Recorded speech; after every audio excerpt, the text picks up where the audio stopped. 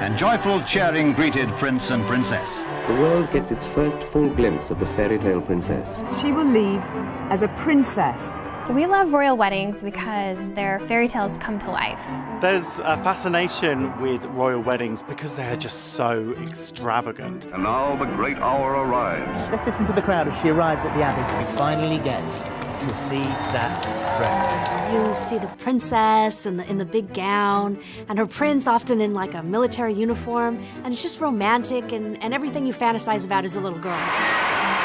For anyone who grew up reading fairy tales or loving princesses and princes and carriages and palaces, there is no question that a royal wedding is the pinnacle of all of that fantasy. That really is the most extraordinary fairy tale.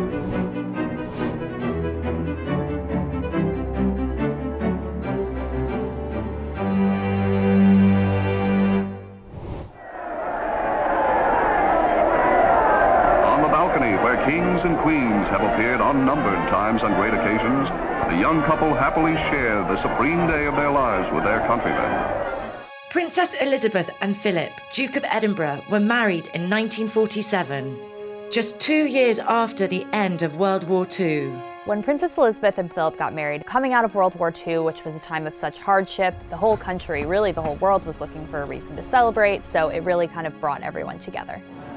Elizabeth was 21 years old and next in line to the throne.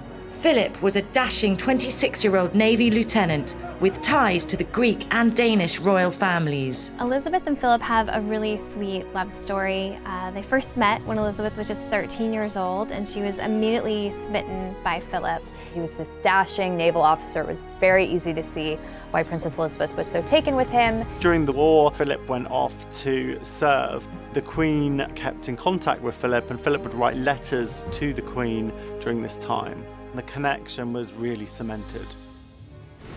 Then after the war, Philip came back and they started spending time together at Buckingham Palace, and soon after, Philip proposed. And the Queen, in quite unusual manner of the time, said yes, without checking with her father, without checking with royal officials. And this kind of really typifies the strength of character that the Queen has. But at her father's urging, she and Philip agreed to keep their engagement a secret for a full year until she turned 21. So it really was a sweet, romantic story, and they were very much in love. On November 20th, 1947, a year and a half after the couple's secret engagement, Elizabeth and Philip were wed at historic Westminster Abbey. And now the great hour arrives, and as the state coach with Elizabeth and the King is escorted to Westminster Abbey by the household of cavalry guards, a sovereign's escort. Everyone was really excited for this wedding, and the footage is really incredible. To see 500,000 people lining the streets of London to watch Princess Elizabeth and her father, King George VI, ride in a royal carriage from Buckingham Palace to Westminster Abbey. The coach draws up at the west door, and His Majesty pauses to help the princess alight. There's a moment's delay, due, I imagine, to the 15-foot train of the princess's most beautiful wedding gown. Then, with her father, the royal bride enters for her marriage to the man of her choice. Of course, this was a huge event, and there were 2,500 invited guests inside Westminster Abbey. And of those guests, 28 were members of European royalty, including 6 kings and 7 queens. So this was a really impressive turnout for such a historic occasion. Here is seen the thrilling bridal gown of ivory satin, delicately embroidered in crystals and pearls. Princess Elizabeth's dress was absolutely beautiful. It was a long-sleeved, ivory silk creation. It had 10,000 pearls sewn onto it and had a 15-foot train. It was actually inspired by a Botticelli painting called Primavera. And the central figure in the painting wears this beautiful white draped ivory gown, and it also had these roses affixed to it, and it really did look like the gown from the paintings. It is a radiant bride-to-be, the loveliest the old abbey has ever looked upon. Elizabeth and Philip take their places on history's pages. To the stirring strains of Mendelssohn, they march as man and wife toward the west door amidst nearly 3,000 invited spectators. At this time, this was really the most access the British public had ever had to a royal wedding, because it was the first to be broadcast over radio, and it really brought the British public into Westminster Abbey, even if they couldn't be there in person or even on the streets of London. From the solemnity of the Abbey, the great pageant starts toward Buckingham Palace, the young couple now occupying the state coach. And it was also the second wedding to be filmed, and though it wasn't broadcast live on television, since television wasn't really ubiquitous yet, but it was shown on newsreels later, so people really got to feel like they were there and feel like they were part of this celebration. They proceed with a brilliantly uniformed mounted guards through throngs estimated at 2 million. In post-war England, everything is rationed except cheers, and the enthusiasm mounts to a new high. Thousands jam the square before Buckingham Palace, and the cry goes up, "We want Elizabeth." There is a tradition of, after a royal wedding, that the royal family gather on the balcony of Buckingham Palace and meet the nation. And when this happened with Princess Elizabeth and Prince Philip, the crowds went wild. There was such a huge cheer, and it was a really great time of celebration. 3 generations of the royal family now appear, but it is the young bride and groom who really rule England this day. Princess Elizabeth and Prince Philip's love story really meant a lot to the British people, and it was something that, wasn't about war, it wasn't about politics. This was just a young couple in love, and that was something to celebrate that had no ties to something that made them unhappy. Elizabeth and Philip's wedding was the beginning of an incredible 70-year marriage, the longest in British royal history by 2 decades. The first 5 years after their wedding were arguably the best of their lives. They lived a pretty quiet life, relatively speaking. Philip was in the Navy, and they spent time in Malta during his naval service, and they also welcomed 2 children, Prince Charles and Princess Anne.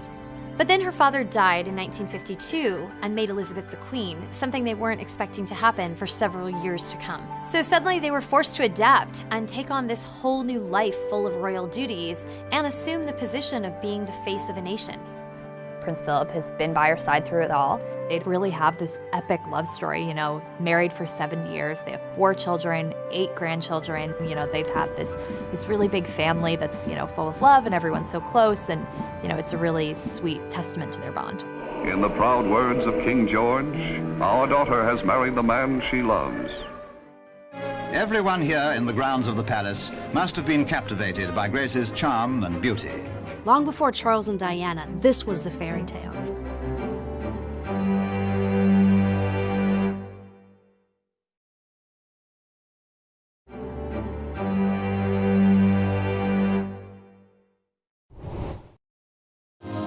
Tiny Monaco took on Hollywood overtones when film queen Grace Kelly was tumultuously greeted as she arrived for her marriage to Prince Rainier.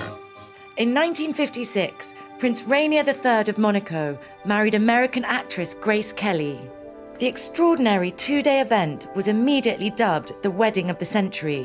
Though this isn't a British royal wedding, it is definitely one of the most famous royal weddings of all time. Long before Charles and Diana, this was the fairy tale. She was an American movie star, she met a prince in Europe, and they fell madly in love and got married. Rainier was the 33-year-old reigning monarch of Monaco, while Grace was well on her way to becoming Hollywood royalty. The glamorous and talented 26-year-old had already earned 2 Oscar nominations, including a Best Actress win for The Country Girl. I don't know where to begin to apologize, Mrs. Elgin. You can begin by not calling me Mrs. Elgin. But she will always be best remembered for her 3 films with director Alfred Hitchcock: Dial M for Murder, Rear Window, and To Catch a Thief. You're here in Europe to buy a husband. The man I want doesn't have a price. To Catch a Thief is such an iconic film. Grace Kelly is beautiful and glamorous, co-starring opposite Cary Grant. And it was shot on location in Cannes, France, which coincidentally is where Grace would later meet Prince Rainier. Grace Kelly and Prince Rainier first met, fittingly, when she was in Cannes in France for the Cannes Film Festival. And they ended up being set up by Olivia de Havilland, another, iconic actress, and her husband, who was a French newspaper editor who knew Rainier. So they sort of coordinated this meeting between Rainier and Grace Kelly. They hit it off immediately. They kept in correspondence when she came back to the United States. He came to America to meet her and her family. Grace Kelly's from right outside Philadelphia. She had Prince Rainier over for dinner. Even though he had this royal title and this very fancy background, he would help out with the dishes at her childhood home, and it really endeared him to her family, and soon after they were engaged. Grace Kelly and Prince Rainier's romance really was a whirlwind. They met in April of 1955, became engaged in January of 1956, and the wedding was set for that April. So from meeting to marriage, it was really only around 12 months. A few hours earlier, Grace Kelly of Philadelphia and Hollywood stepped aboard the Deo Gigante from the liner Constitution, which carried her across the Atlantic. To get to Monaco for her wedding, Grace Kelly, she didn't fly. She took a yacht with a huge entourage of about 700 people. And when she did arrive, she had 80 suitcases with her and her poodle, Oliver. And Prince Rainier was there waiting for her. And so were 1,800 photographers and reporters. And it was really kind of this just epic, almost over-the-top arrival, but really spoke to the significance of the transition she was making from Hollywood film star to real-life princess. This was the glittering scene at Monte Carlo on the night before the civil wedding took place. The party really started at the palace the night before the wedding. Grace Kelly and Prince Rainier watched from the balcony as down below there were performances by French folk dancers and the London Festival Ballet. And of course, there were fireworks. The entire city really rallied around this couple and took part in the celebrations. Local law called for two separate events. The first, on April 18, was a civil ceremony held in the palace throne room, which was followed by a garden party with 3,000 invited guests. Everyone here in the grounds of the palace must have been captivated by Grace's charm and beauty. The religious wedding took place the next day at St. Nicholas Cathedral. The ceremony was broadcast live on television and 30 million viewers tuned in.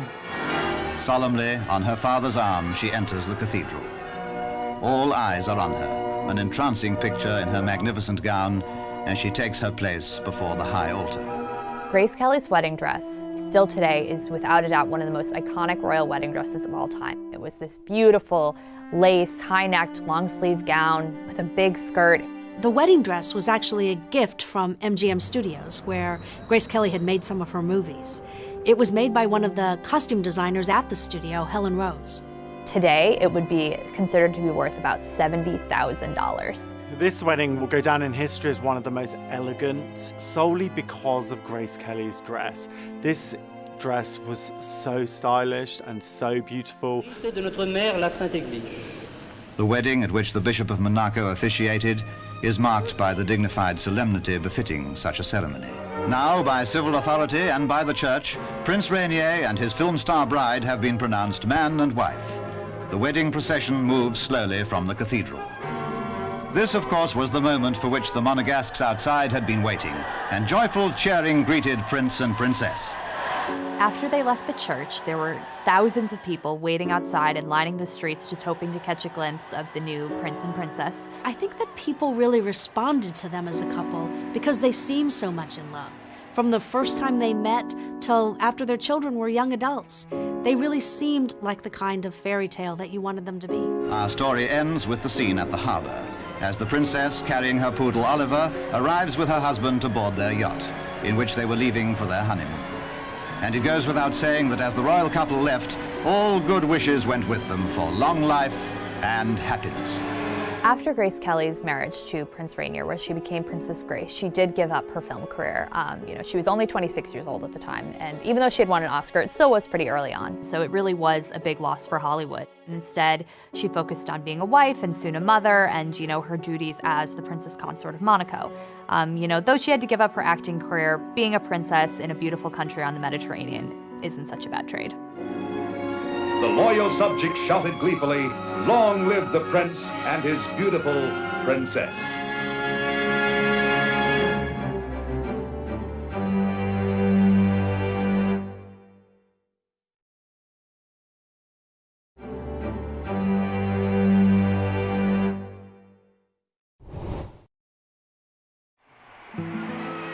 In 1960, Princess Margaret married the commoner Anthony Armstrong Jones. The historic event was the first royal wedding ever to be broadcast live on television. I, Margaret Rose, take thee, Anthony Charles Robert, to my wedded husband. Anthony was a 30-year-old society photographer with no royal blood. Margaret was the 29-year-old younger sister of Queen Elizabeth. The story of Princess Margaret is really complicated. she had actually fallen in love with a different man. Princess Margaret's first love was a man named Peter Townsend. He was a bit older than her, and he was a military hero during World War II. They fell in love when she was in her late teens, early 20s, but he was a divorcee. And at the time, that was a huge no-no in the royal family because of the views of the Church of England on divorce. And so for Margaret, that meant she wasn't able to marry the man she considered the love of her life. And it really broke her heart. Princess Margaret, as she got older, became a very, cosmopolitan, almost like kind of a new royal, and she ran in very cool circles, with more artists or celebrities, and that led her to meeting Anthony Armstrong-Jones, who was a very famous photographer who had actually shot portraits of the royal family. Anthony Armstrong-Jones was an easy sell to the rest of the palace because they knew him. He had taken a lot of the royal portraits, so he was someone that they thought was appropriate for Margaret. Their relationship kind of flew under the radar, and when they announced that they were engaged, it really surprised the press, it surprised the public, and it really was an unconventional choice for Margaret.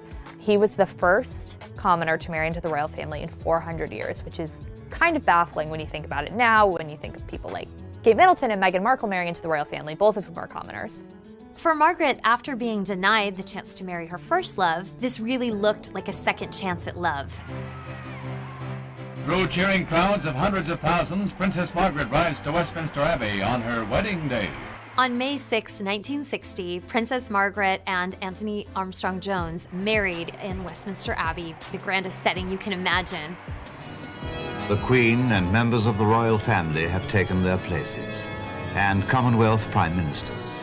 The bridegroom, and what a moment for him as his bride enters. Because Princess Margaret's father, passed away almost 10 years before that, Prince Philip, her brother-in-law, actually walked her down the aisle, which was sort of a sweet show of familial support. There were 2,000 guests, and what really made it historic was that it was the first televised wedding in British history. The service is begun by the Dean of Westminster.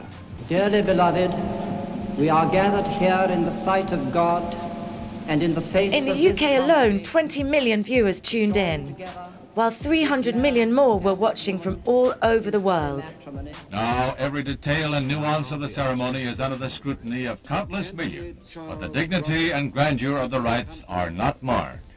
I pronounce that they be man and wife together in the name of the Father, and of the Son, and of the Holy Ghost. Amen. Princess Margaret's royal wedding dress was relatively simple compared to past royal wedding dresses. Life magazine described Margaret's dress as, quote, the simplest wedding gown in history, although it did feature 30 meters of fabric just for the full skirt. It had long sleeves and a very thick silk. It was a V-neck that came very high up on her neck, and then it had a really wide skirt, but there really wasn't any lace or any, gems or pearls or crystals. So it was very simple, but it definitely still was an iconic dress, but just a little different from what we've come to expect from royal weddings. The traditional appearance on the palace balcony is what the people want to see, raising a great cheer again for the princess and her husband. Although Margaret's wedding was a gorgeous spectacle and gave hope that she was going to have the fairy tale ending that she always dreamed of, the truth is, it wasn't a happily ever after. Still wearing some of the parting rose petals, they went out by barge to Britannia, the start of a wonderful honeymoon cruise to the Caribbean. Things started to crumble for Margaret and Tony fairly early on, although they did have 2 children, David Viscount Linley and Lady Sarah, before they drifted apart. Things were happy throughout the 60s, but by the 70s, fractures were starting to show. They didn't spend as much time together. There was infidelity rumored on both sides. We would later learn that for Tony, the infidelity went back, all the way to when they first got married, which was very controversial when it came out, but it didn't come out for years to come. Eventually, they announced their divorce in 1978, and it was the first divorce by a senior member of the royal family since Henry VIII. The irony is that with her first love, Peter Townsend, everyone in the royal family and the public had been so concerned Margaret was going to marry someone who had been divorced. And then Margaret herself ended up becoming the first senior member of the royal family to divorce in 400 years. Later in life, Princess Margaret was actually famous for, rumored love affairs, and she was kind of known as like this very cosmopolitan but sort of scandalous figure. Margaret never remarried. She wound up having a series of health problems that ultimately led to her death in 2002. In 2004, a woman named Polly Fry came forward and she claimed that she was the daughter of Tony, Lord Snowdon. And Polly took a paternity test and it turned out that Tony was her father. Granted, this all came out in 2004 and Margaret had passed away in 2002, so it remains to be seen whether she ever knew about this, in her private life. Waving goodbye to London, while we wish them every happiness, every blessing, and a long life together. And so Lady Diana, in that truly stunning dress, is well and truly launched on her way to the cathedral. Diana's dress probably went down as one of the most famous dresses in history. With that dress shimmering like a mirage as it rippled down the red carpet behind her.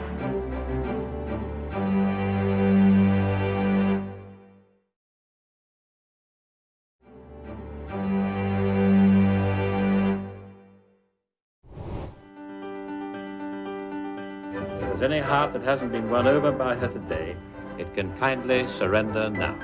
When Prince Charles married Lady Diana Spencer in 1981, it was widely seen as the ultimate fairy tale wedding. But sadly, looks were deceiving. The irony of this royal wedding is that the person Charles had been having an affair with, Camilla Parker Bowles, attended the wedding, and Diana actually noticed her as she walked down the aisle. Diana was the 20-year-old daughter of British nobility. Charles was the 32-year-old heir apparent to the throne. It's funny to think about now, but Prince Charles really was the world's most eligible bachelor back then. Diana was born Lady Diana Spencer, so she was an aristocrat. She was young, she was a member of the Church of England and had a title. She was a virgin, which was a big thing that mattered when it came to marrying an heir to the throne back then. So, it was just sort of like, she's perfect. Charles was facing a lot of pressure to find someone, so they kind of were engaged very quickly, and it seemed like this whirlwind romance. I think we all wanted it to be this romantic fairy tale, but when you look back, there were certainly clues that it wasn't going to end well. There was a large age difference between Princess Diana and Prince Charles, and really, they just had totally different interests. Another huge obstacle was Camilla Parker Bowles. Camilla had been Charles's first really serious love, and they had ended things, and she had gone on to get married to someone else.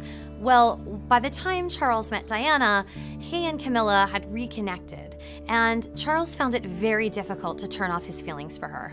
Charles and Diana gave a very memorable pre-wedding interview where the interviewer asked them if they were in love. I'm amazed that she's been brave enough to take me on.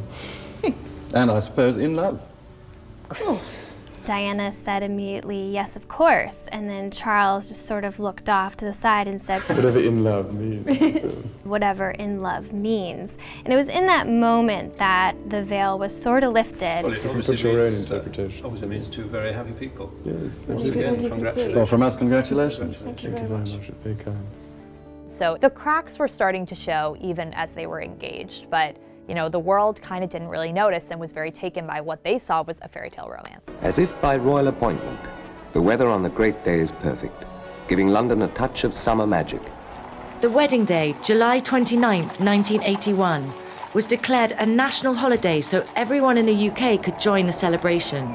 The ceremony was broadcast live in 74 countries, and a staggering 750 million viewers tuned in. Everyone who was around then will tell their stories of waking up early, wherever they were, whatever time zone, watching in their pajamas. It became a massive sensation, even for people who didn't normally follow the royals. And then the bridegroom, the Prince of Wales, arrived. As Prince Charles was the heir to the throne, his wedding was a full-on state occasion. It wasn't held at Westminster Abbey because there were too many guests. So they had it at another very famous London church, St. Paul's Cathedral. It was attended by 3,500 guests, which included dignitaries and world leaders, including Prime Minister Margaret Thatcher and U.S. First Lady Nancy Reagan. In their book today, the bride was the star of the show. What really sets the wedding of Prince Charles and Princess Diana apart is Diana's worldwide appeal and charisma. She had already really become a superstar by the time she married Charles. And so Lady Diana, in that truly stunning dress, is well and truly launched on her way to the cathedral. The speculation about what Princess Diana would wear on her wedding day was huge. Everybody wanted to know. It was actually so much so that the designers actually had a second dress prepared just in case the first one leaked. But it didn't. And she rode in the glass coach, almost all nerves forgotten now, with her father, to marry the man she loved. When you watch the footage of Diana in the carriage, it's a little bit funny because you can see that she's sort of drowning in all these yards of taffeta, and she almost looks like, you know, a giant cupcake stuffed into this little glass box. Lord Spencer alighted first, and then came, always a tricky moment for any bride, and Lady Diana had a train worthy of the biggest cathedral in the world, and worthy of the great church of St. Paul's. Diana's dress probably went down as one of the most famous dresses in history. The world gets its first full glimpse of the fairy tale princess, demure behind her veil. It was just so voluminous and so 80s and so princessy. And the wedding dress that has been a carefully guarded secret. Resplendent ivory silk taffeta, trimmed with antique lace and a long, long train, all 25 feet hand embroidered. It was just yards and yards of ivory taffeta. And in fact, designer Elizabeth Emanuel, who co-designed the dress alongside her then husband David, later said that her vision for the dress was that Diana was a butterfly coming out of the chrysalis.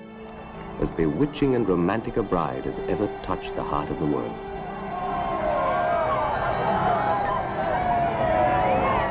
But that long train is a bridesmaid's nightmare. Elizabeth Emanuel also later said that she hadn't anticipated the dress wrinkling quite so much as it did, so they quickly tried to smooth that long train because it was just wrinkled from top to bottom. And everyone could see that this was a bride who had captured all but the stoniest of hearts. When it was time to walk down the aisle, the whole world was already mesmerized and couldn't wait to see this superstar become a superstar bride. Diana Francis, wilt thou have this man to thy wedded husband, to live together according to God's law, in the holy estate of matrimony, so long as ye both shall live? I will. Charles and Diana's wedding was such a massive spectacle that it came with a very massive price tag. Adjusted for inflation, it cost $110 million, which is a lot steeper than the wedding of William and Kate, which was a relatively frugal $34 million. And the roar welling in thousands of throats outside. It all lent another kind of warmth to this London summer's day, with that dress shimmering like a mirage as it rippled down the red carpet behind her. Despite the concerns surrounding this marriage that were sort of present even from the beginning, there was a really, truly romantic sweeping moment atop the balcony at Buckingham Palace after they had exchanged their vows. And this is what they're waiting for. An appearance on the balcony of Buckingham Palace, which has seen so many royal and national occasions in the past. Again, everyone who watched the wedding remembers their kiss. He kisses Diana's hand. They look at each other with an adoring gaze that you would expect from newlyweds. A kiss, which receives a roar of approval from the crowd, who call the couple back and back again onto the balcony. It's hard to argue with 500,000 people who know what they want. And every single one was rewarded by this tender kiss. They seemed to be a happy couple in those early years.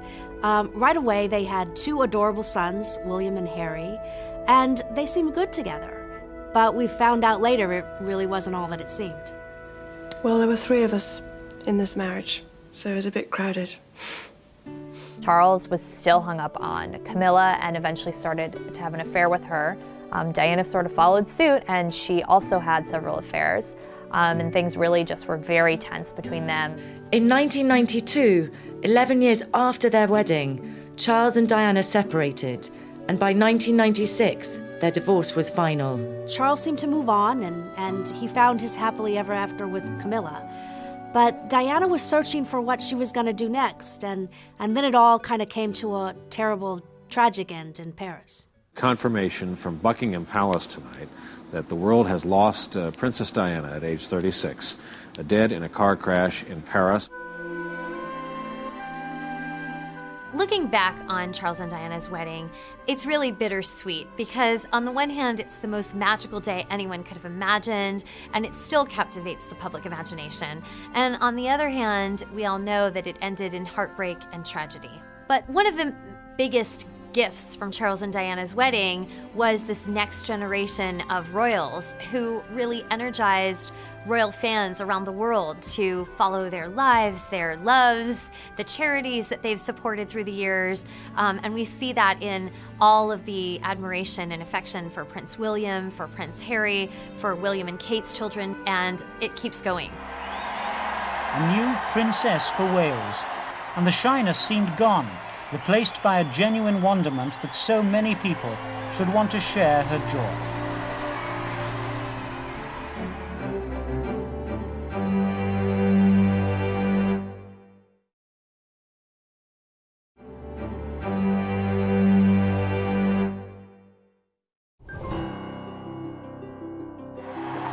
Absolute chaos.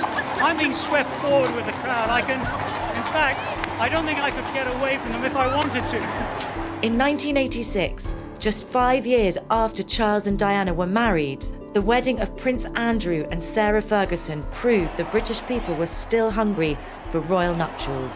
Because Andrew was not the direct heir, it may have seemed like the wedding wouldn't have been quite the massive affair that Charles and Diana's wedding was, but there was a huge appetite for it, and people really wanted another royal wedding. Andrew was the 26-year-old son of Queen Elizabeth and fourth in line to the throne. Sarah was the 26-year-old daughter of a retired major in the British Army. Sarah Ferguson was the daughter of a very influential military veteran, and he definitely had elite connections, but she was untitled, she was a commoner, she wasn't a member of the royal family or the aristocracy. Prince Andrew and Sarah Ferguson had actually known each other and overlapped in similar circles since childhood. They were reacquainted in 1985 at Royal Ascot when actually Princess Diana played matchmaker and reintroduced them. This really was a love story. Andrew really did adore Sarah, and so did the British public to begin with. Her name was Sarah Ferguson, but very quickly on, the public dubbed her Fergie, and that's a nickname that's really lasted until today.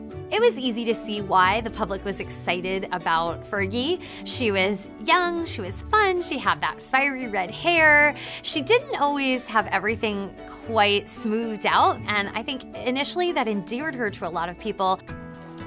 The excitement mounted as the bridegroom appeared through the gates of Buckingham Palace, complete with his new titles and his best man, Prince Edward.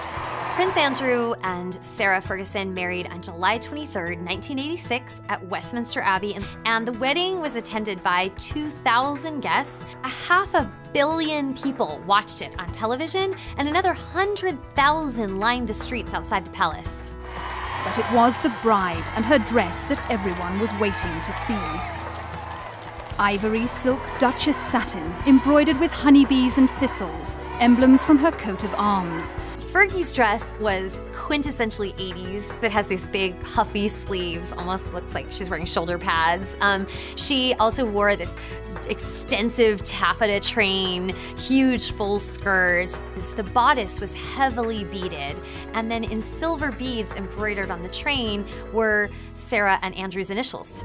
A few last-minute adjustments, and the ceremony passed off with scarcely a hitch. I, Sarah Margaret. I, Sarah Margaret. Take thee, Andrew Albert Christian Edward. Take thee, Andrew Albert Christian Edward. To my wedded husband. To my wedded husband. In the footage of the wedding, you can really see Princess Diana smiling and looking very happy, and clearly she was pleased that this relationship that she had sort of sowed the seeds for ended up blossoming into something that turned into marriage. With a quick look back and a thank you, the couple stepped out into the sunlight and the cheers from the crowd. The Duchess demonstrated her own energetic version of the royal wave on the way back to the palace. One of the sweetest and most spontaneous moments in Andrew and Fergie's wedding is when you see a young Prince William run up to his Uncle Andrew and give him a hug. It's just so fun to watch. People lined the streets and waited outside Buckingham Palace for them to come out on the balcony, and everybody really wanted to see them kiss. And so they were yelling, "Kiss, kiss," and Prince Andrew even kind of toyed with the crowd and he goes, you know, "What? What?" The crowd asked for it, and the crowd got it. They did share a kiss for all the people on the balcony, which was such a sweet moment. The kiss. The grand finale to a perfect day when everyone had difficulty suppressing a smile. Another thing you notice about Fergie on her wedding day is that she just seems to be having so much fun. Once the couple emerged, complete with their teddy bear, confetti filled the air. It seemed to get everywhere. There's almost this sense of, can you really believe I'm here? Am I actually a fairy tale bride? Whereas, you don't always see that in other royal weddings. The Queen was there to see them off as the royal couple took to the air by helicopter from the Royal Chelsea Hospital for the short flight down the Thames to Heathrow Airport. One of the things that you start to notice with royal weddings is that oftentimes these couples come out of this magnificent, unimaginably fantastic day, and then the reality starts to set in, and it's not quite the fantasy that was portrayed on that wedding day. They're off to the Azores on honeymoon for a bit of peace and quiet.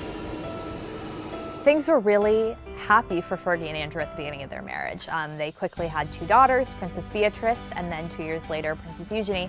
And they were really this happy family, but eventually by the early 90s, tensions had sort of started, and there were rumors swirling that the couple wasn't as happy as they had once been and that they were growing apart.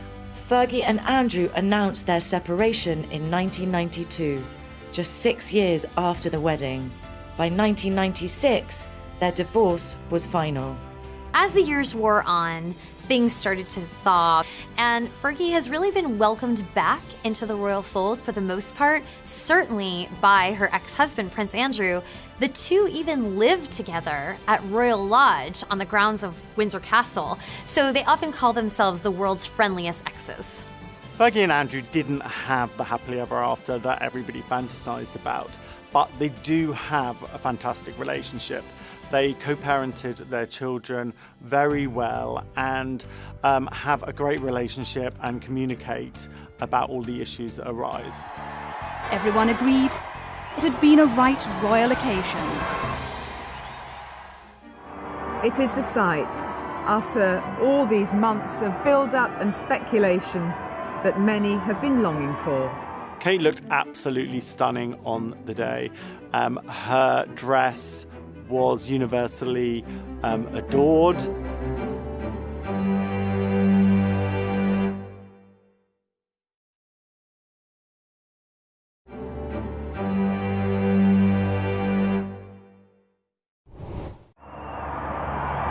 And a lovely moment because the Queen has allowed the royal couple some time on their own for the crowd to take that first glimpse in as they emerged onto the balcony. When Prince William, Duke of Cambridge, and the commoner Catherine Middleton were married in 2011, it was the most celebrated royal wedding in 30 years. Kate and William's wedding was the first royal wedding since Charles and Diana's in 1981, where we were seeing the direct heir to the throne get married. So it truly was a historic day. Kate was the 29-year-old daughter of successful entrepreneurs. William was the 28-year-old grandson of the Queen and second in line to the throne. People have such a special place in their heart for him because he had such a tragic event happen with losing his mother when he was a teenager. And everybody, I feel like, just wants him to be happy, and it didn't take him long for him to fall in love and find his life partner.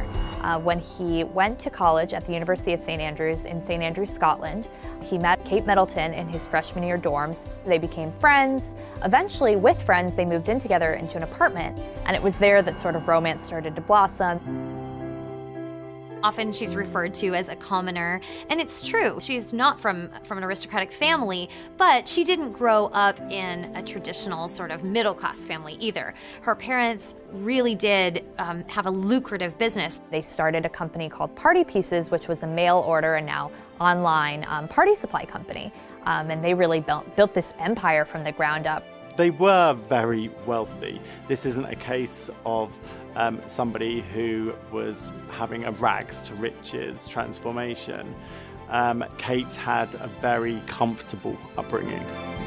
William and Kate were engaged in October 2010 in a place that is really special to William, and that's Kenya. And William proposed there. They kept it a secret for a little while, then returned home and announced it the following month. And Kate showed off her new sapphire and diamond engagement ring, which was not new. It had belonged to Diana, William's mother. It was hugely meaningful for William to have, a piece of his mother, who obviously never got to meet Kate, and to attend his wedding and be a part of that experience with him. But, he said it was his way of kind of keeping her close and keeping her in mind throughout this whole process. William and Kate were married on April 29th, 2011. The historic event was broadcast live in 180 countries, and an estimated 2 billion people tuned in. So if you imagined a fairy tale princess and her dress, is that the picture you had in your mind? I think perhaps it might have been. Kate's dress was absolutely beautiful, and there was tons of speculation about which designer she'd choose, what it would look like, what fabrics, what kind of inspiration she'd take, and it pretty much was everything we could have hoped for and more. It is the sight, after all these months of build-up and speculation, that many have been longing for, and she is taking a moment to give the crowd a wave. It was a gorgeous gown. It was designed by Sarah Burton for Alexander McQueen. It had a lace long sleeve, so a little more modest. It had a beautiful big skirt, a long train with lots of detail sewn onto it, and then there was a V-neck on the dress. Kate looked absolutely stunning on the day. Her dress was universally adored. You always need something borrowed on your wedding day, and Kate had a great one. The Queen actually lent Kate her tiara, and it had 1,000 diamonds on it. The Queen herself told William, "This day is about you and Catherine. Make the guest list how you want to make it." So I thought that was a really sweet thing. You can see the Queen's evolution from kind of reluctant, standoffish mom to really warm, supportive granny. So William did just that on his wedding day. They had 1,900 guests, not exactly a small affair, but it was pared down significantly thanks to Queen Elizabeth's advice. Of course, it wouldn't be a royal wedding without Sir Elton John, who was in the audience. Victoria and David Beckham were there. It really was a party atmosphere. Of course, one of the big standouts of the day were Princess Beatrice and Princess Eugenie, William's first cousins, who wore those elaborate, memorable fascinators atop their heads. And they really became a meme before anyone even knew what a meme was. But it was Kate's maid of honor, Pippa Middleton, who really kind of stole the show. Pippa Middleton in a beautifully sleek, elegant dress. Nobody knew who Pippa was before this, but she wore this really beautiful white dress, and it really hugged her backside. Cameras got hold of the backside of a stunning maid of honor carrying a future queen's train. The question on just about everyone's mind at that moment, who's that girl? She really had this world stage to showcase her incredible body, and she embraced it. And in fact, I think she was the sexiest bridesmaid ever. And stepping into the spring sunshine, the new royal couple, the Duke and Duchess of Cambridge. It was really sweet to see Prince William, this person who everyone wanted to be happy after, the death of his mother, seem so happy and seem so in love, and, something that was clearly a love match and a really strong partnership. They look really quite relaxed and very happy, waving to the crowd. At this point, they had been together for almost 8 years, and, you don't get to 8 years of dating without being really in love and really knowing the other person, and everyone was really excited to see that. We can see some movement there behind those curtains, and here we go. Oh wow, she says. Oh wow. There was a lot of love for them as a couple. Kate felt like just the right match. She's never set a foot wrong. She felt very steady. She felt very committed to him, and it was something that gave Royals fans a lot of hope that this marriage was totally the real deal. A convertible Aston Martin emerging from the gates of Buckingham Palace. They drove off in an Aston Martin from Buckingham Palace. The license plate said, "Just married," and it was so cute. and really like such a surprise for the crowd that they were, driving off like any normal married couple, Prince William in the driver's seat. What a view the crowds are being rewarded with. It looks as though Prince Harry may have been at work on this vehicle. Prince William and Princess Kate have really had such a happy and wonderful marriage so far. They had a few years to themselves before they started their family, but they welcomed Prince George, their first child, in July 2013. Over the next 5 years, William and Kate had 2 more children, Princess Charlotte and Prince Louis. Kate has really blossomed in the role of princess. She seems to do it all effortlessly. She looks great. She relates to people so naturally. She's the perfect princess. What a thing for Kate Middleton to end up on the balcony of Buckingham Palace. Who would have thought? I mean, that really is the most extraordinary fairy tale. She comes. Here comes the bride. All right. This is the first time we got to see Meghan as a princess. And she really did look the part. She looked every bit the Princess Bride, incredibly regal and ready for this moment. This is when you finally get to see that dress.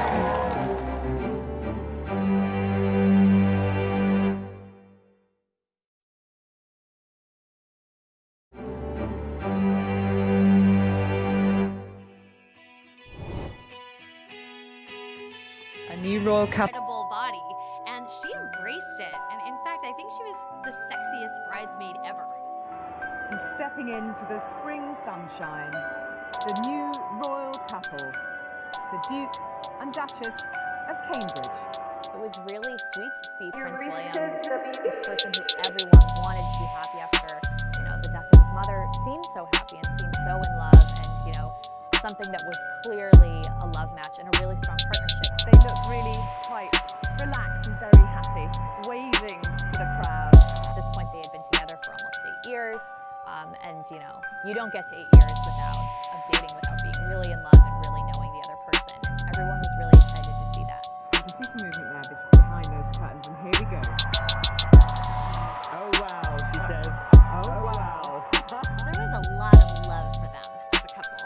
Kate felt like just the right match. She's never set a foot wrong. She felt very steady. She felt very committed to him. And it was something that gave Royals fans a lot of hope that this marriage was totally the real deal.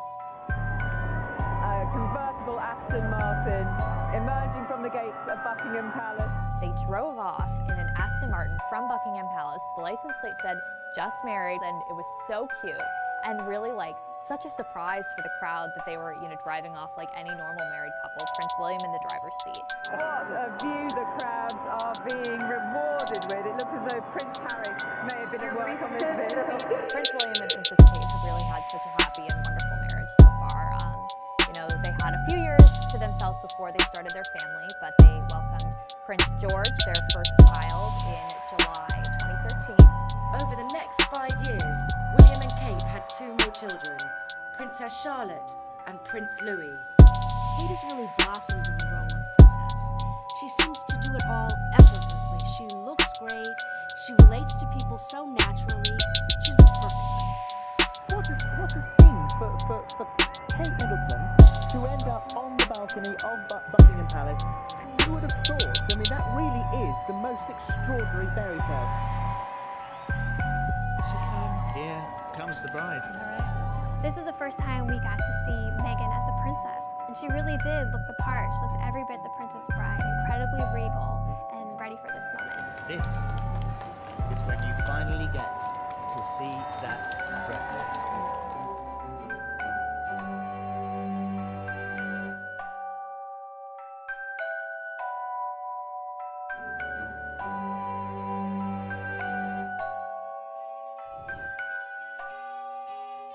A new royal couple, a new chapter. And after the intimacy of the marriage vows, a place on the world stage. Prince Harry, the Duke of Sussex, and the American actress Rachel Meghan Markle were married in 2018.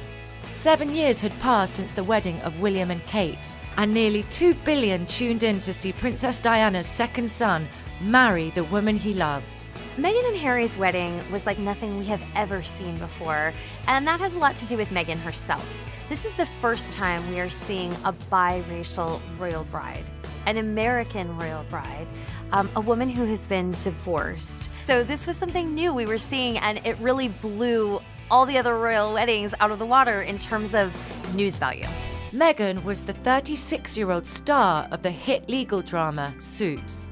Harry was the 34-year-old grandson of the Queen and 6th in line to the throne. We've been watching Harry grow up since he was born. Of course, Princess Diana and Prince Charles followed the tradition of bringing out their newborn son onto the steps of the Linda Wing at St. Mary's Hospital in London, where the world got its first look at the little ginger prince with his red hair. Look, I was christened in this.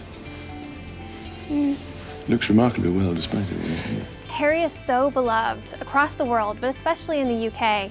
I mean, the citizens have just had such a special place in their hearts for him since he lost his mother at a young age. The readers have always been very affectionate towards Harry because they saw him grow up. And they've gone from him seeing him as this little boy who'd lost his mother to now finally fully in love and happy. The fact that I fell in love with Meghan so incredibly quickly was a sort of confirmation to me that everything, all the stars were aligned, everything was just perfect. It was this beautiful woman just sort of literally tripped and fell into my life. I fell into her life. Meghan and Harry actually met on a blind date, and they hit it off right away. I was beautifully surprised when I walked into that room and saw her, and there she was sitting there. I was like, okay, well, I really have to up my game. The world found out about Harry and Meghan when one of the London tabloids confirmed the relationship in October 2016. But Harry and Meghan had actually been dating for a few months by then, and they were building a relationship. Harry and Meghan's engagement was announced on November 27, 2017. That same day, the happy couple sat for an interview with the BBC. It happened a few weeks ago, early this month, here at our cottage. Just a standard, typical night for us. It's a cozy night. It was what we're doing, just roasting chicken and roasting having trying to roast a chicken. Trying to roast a chicken, and it was just an amazing surprise. It was so sweet and natural and very romantic. He got on one knee. Of course. Was it an instant yes from you? Yes, as a matter of fact, I could barely let you finish proposing. I was like, can I say yes now? She didn't even let me finish. Welcome to the royal town of Windsor, where the stage is set for the wedding of the year. On May 19th, 2018, Harry and Meghan were married inside St George's Chapel at Windsor Castle, roughly 20 miles west of London. 600 lucky guests were in attendance, while nearly 30 million were watching it in the US alone. The interest surrounding Meghan and Harry's wedding was massive. In fact, in the US, 6 million more people tuned in to Meghan and Harry's wedding than they did to William and Kate's. And I think one of the key reasons for that is that we had an American royal bride. Harry and Meghan's wedding was like a red carpet. There were so many celebrities there, and not just small celebrities. We're talking big celebrities. We're talking George Clooney and Amal. We're talking Priyanka Chopra. We're talking Oprah. It was star-studded.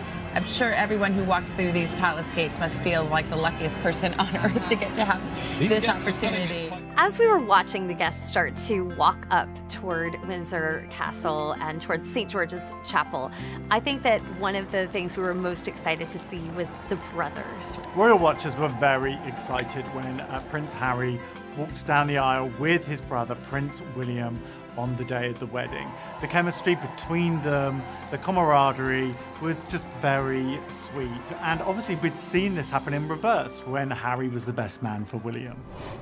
We're looking now at the car that has the woman of the moment, Ms. Meghan Markle.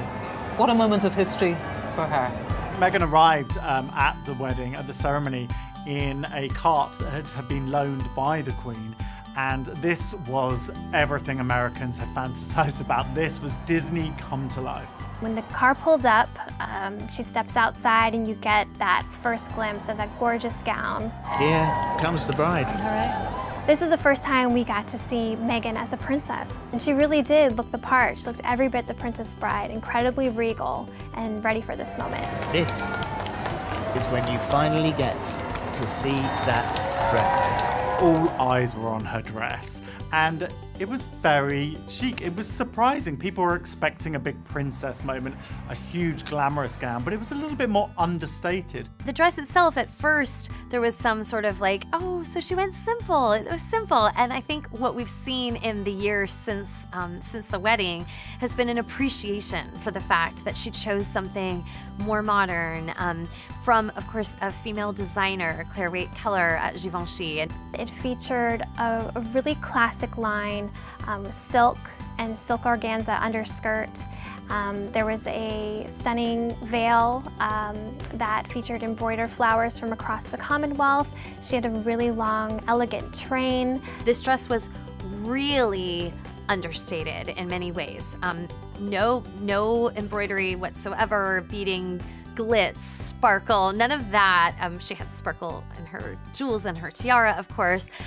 She really let the veil take the spotlight for certainly, that dramatic walk up the steps and then back down the aisle as well. The veil itself was so sweeping that it really I think was the eye-popping part of that look. For me, I thought it was the perfect choice. I thought this was the ultimate dress to introduce her to the British citizens who already really value understatement. And so I thought it was respectful, I thought it was beautiful, and just the perfect dress for her to marry Harry in. A particularly touching moment was when Prince Charles walked Meghan down the aisle. I don't think Prince Charles probably imagined that he would ever be walking someone down the aisle, as he's a father of sons, but it was particularly emotive that she asked him if he would stand in her father's place and walk him down the aisle. One of the highlights of the wedding, and certainly one of the most spontaneous moments, was when Prince Harry got his first up-close look at Meghan, and we could all see him mouthing the words, "Wow, you look amazing." And it was such a romantic, breathtaking moment. Certainly that's something that grooms throughout time and around the world have that kind of, there she is moment, and we all got to see that play out, and it was really beautiful to watch. Bishop Michael Curry brought some Chicago flavor to the royal wedding. The wedding was a beautiful combination of American culture and British culture. Imagine this tired old world when love is the way. There was the traditional chapel, but then you had an American preacher with the energy and excitement, and some people in the congregation did seem a little bit surprised it wasn't what they were used to. You just tell the love of Jesus, how he died to save us all. Oh, that's the balm in Gilead. The reaction to Bishop Michael Curry was all over the faces of everyone in the audience. You could definitely see a lot of inquisitive looks on the faces of a lot of the royal family members, just kind of not sure what they were watching. And what we saw was a lot of kind of surprise, a little dismay, a little maybe even discomfort among the royals. I don't know that that was necessarily because they didn't approve. I don't think it was that. I think it was that this was something they have never heard in an Anglican church like this before. And it just really caught them by surprise and was out of their usual comfort zone. We must discover love.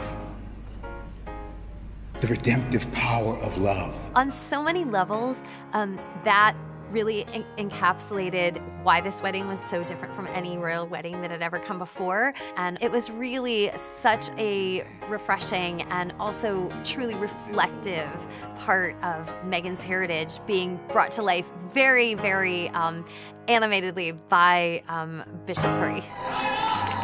Of course, at every wedding, everybody's waiting for the first kiss, and at a royal wedding, it's even more hyped. It did not disappoint, because although there wasn't a balcony, there was still that beautiful, dramatic moment when they come out as husband and wife. And there is the kiss that everyone was hoping for and waiting for. After they tied the knot, Meghan and Harry went on their epic carriage ride through the streets of Windsor. Salutes everywhere, and the royal family and everyone else waves on. And this was really a time for them to celebrate with the rest of the public. There were tons of signs and well-wishers, and you could just see Meghan and Harry laughing and smiling throughout this 20-minute carriage ride. After the ceremony, the couple attended a luncheon at Windsor Castle before heading off to a reception at nearby Frogmore House, hosted by Prince Charles. We saw Harry come out in this classic black tux, and then Meghan gave everyone the Hollywood moment they were waiting for when she stepped out in her Stella McCartney halter gown. And then the Hollywood moment just continued when they stepped into this beautiful Jaguar, and it was just this really cool moment seeing them drive off together as husband and wife on their way to celebrate. We've got some breaking news from Great Britain this morning. The worldwide wait is over. Prince Harry and Meghan Markle welcoming their firstborn child this morning, and it's a boy.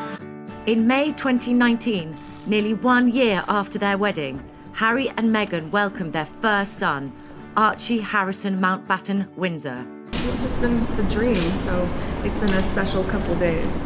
We can expect big things from this couple in the future. We know that they would like to build this family. They're starting obviously with their first baby, but I don't think that anyone imagines that they'll stop there.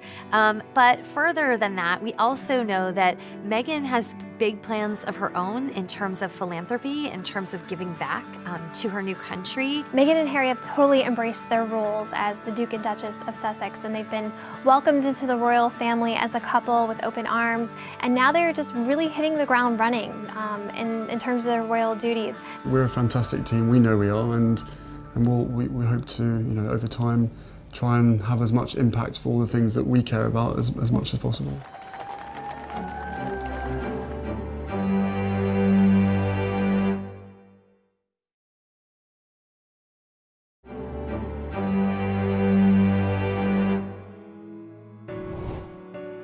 Harry went on their epic carriage ride through the streets of Windsor. Salutes everywhere, and the royal family and everyone else waves on.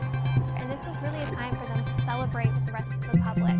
There were tons of signs and well-wishers, and you could just see Meghan and Harry laughing and smiling throughout this 20-minute carriage ride. After the ceremony, the couple attended a luncheon at Windsor Castle before heading off to a reception at nearby Frogmore House, hosted by Prince Charles. We saw Harry come out in this classic black tux, and then Meghan gave everyone the Hollywood moment they were waiting for when she stepped out in her Stella McCartney halter gown. And then the Hollywood moment just continued when they stepped into this beautiful Jaguar, and it was just this really cool moment seeing them drive off together as husband and wife on their way to celebrate. We've got some breaking news from Great Britain this morning. The worldwide wait is over. Prince Harry and Meghan Markle welcoming their firstborn child this morning, and it's a boy. In May 2019, nearly 1 year after their wedding, Harry and Meghan welcomed their first son, Archie Harrison Mountbatten Windsor. It's just been the dream, so it's been a special couple days. We can expect big things from this couple in the future. We know that they would like to build this family. They're starting obviously with their first baby, but I don't think that anyone imagines that they'll stop there. But further than that, we also know that Meghan has big plans of her own in terms of philanthropy, in terms of giving back to her new country. Meghan and Harry have totally embraced their roles as the Duke and Duchess of Sussex, and they've been welcomed into the royal family as a couple with open arms, and now they're just really hitting the ground running in terms of their royal duties. We're a fantastic team, we know we are, and we hope to, over time, try and have as much impact for all the things that we care about as much as possible.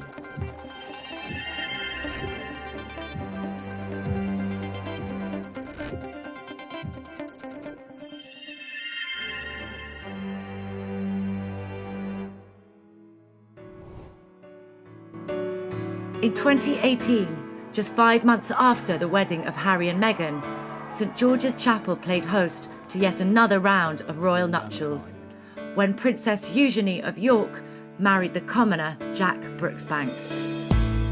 This was a huge royal wedding because, let's face it, there aren't that many people who call the Queen Granny, and Princess Eugenie is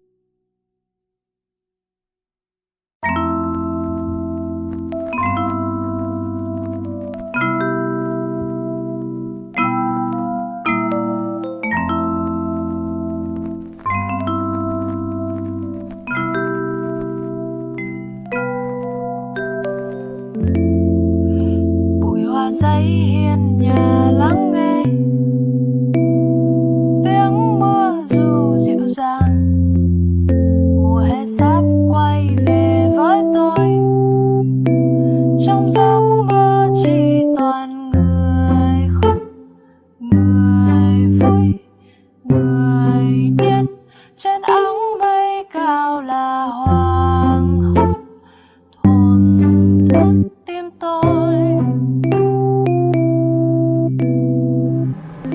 Những ngày qua tôi ngồi lặng thinh cùng mấy cuốn sách dở dang chưa đọc hết, những ký ức tôi ngỡ đã qua, mà đứng giữa đám đông vẫn thấy mình cô đơn. Con đường về đã đi càng ngàn lần, trở nên lạ lắm không sao quen thuộc. Ô kìa, bóng đèn đường vẫn lững lơ, chờ tôi, chờ tôi. Bụi hoa giấy hiên nhà lắng nghe tiếng mưa dù dịu dàng, mùa hè sắp quay về với tôi. Trong giấc mơ chỉ toàn người khóc, người vui, người điên. Trên áng mây cao là hoàng hôn thổn thức tim tôi.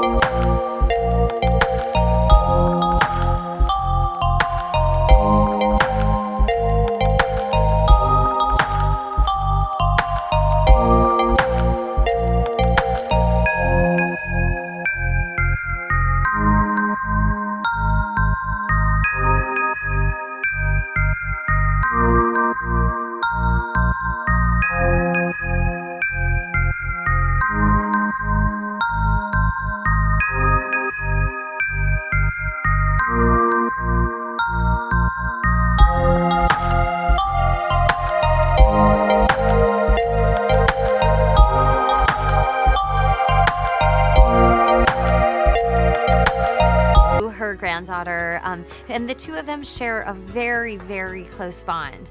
And I think that you saw the love between them that day, and then you saw the sparkle on Eugenie's head, which reflected that as well.